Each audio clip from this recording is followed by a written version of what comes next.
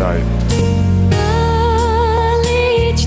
Rīgas atklātajās meistarsacīkstēs bērniem fināls, kurš sākās ar pirmo fināla deju ar lēno valsi. Un finālā ar 53. numuru deju kolektīvu Dzintarjūra dejotāji Nils Jugāns, Katrīna Elīna Āboliņa. Arī Arķoms Bugajenkovs, Naģežda Čistjakova no deju kolektīva Dzintara krasts.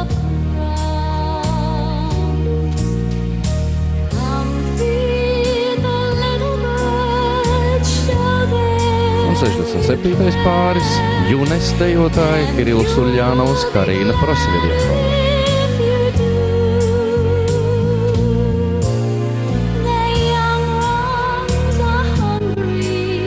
Un ar 69. Krišjānis Brizga, Beāta Krauze, deju klubs Altona.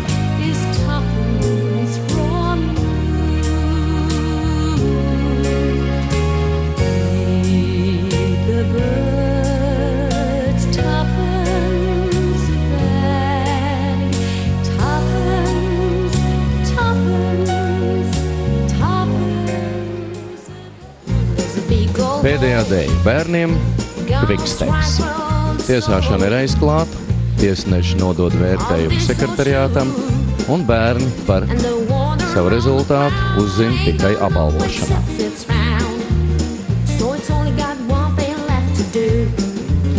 Jūs redzat, ka arī standarta dejās izpildāmās figūras ir salīdzinoši vienkāršas un pāriem savstarpēji arī līdzīgas.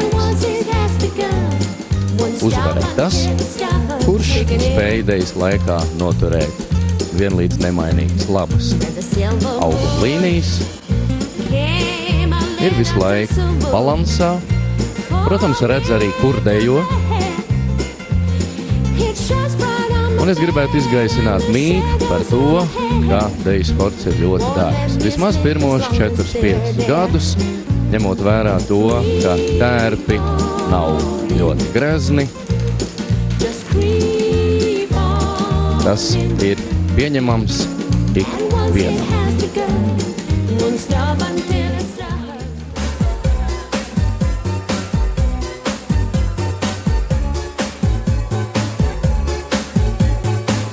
Tiesnešu kolēģija tika uzaicināta no ārzemēm. Nav neviena Latvijas tiesneša, to paredz Sportdeju federācijas noteikumi. Un ir pārstāvētas pavisam 7 valstis tiesnešu komandā.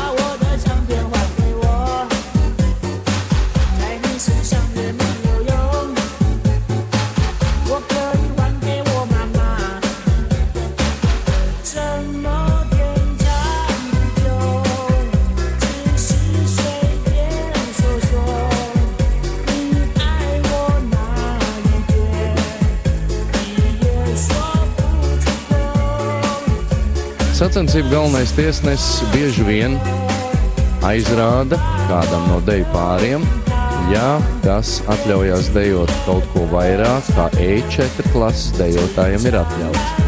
Tā arī tad, ja tiek pārkāpts tērpu noteikumu nolikums.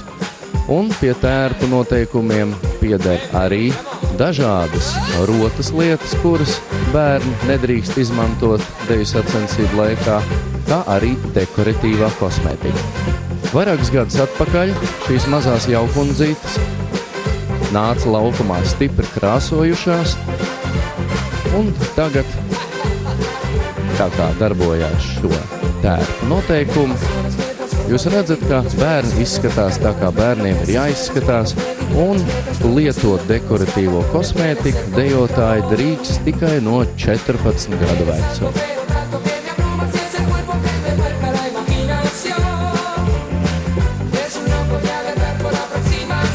Fināla sacensības Rīgas atklātajās meistarsacīkstēs tuvojas noslēgumam. Tūdaļ mēs arī redzēsim apbalvošanu.